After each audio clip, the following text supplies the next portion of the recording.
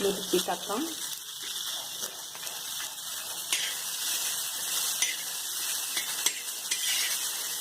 आता हरभरा भाजून झालं, गॅस बंद करा.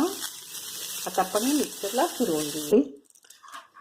कढीपत्ता, थोडंसं हिंग पावडर, हळद, धनजिरा पावडर, ओवा, आलं. यात आपण मिक्सरला फिरवून घेऊया. चवीनुसार मीठ.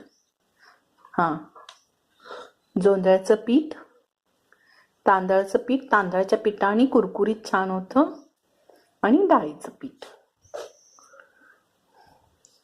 कोथिंबीर, मीठ. आता आपण हे मिक्सर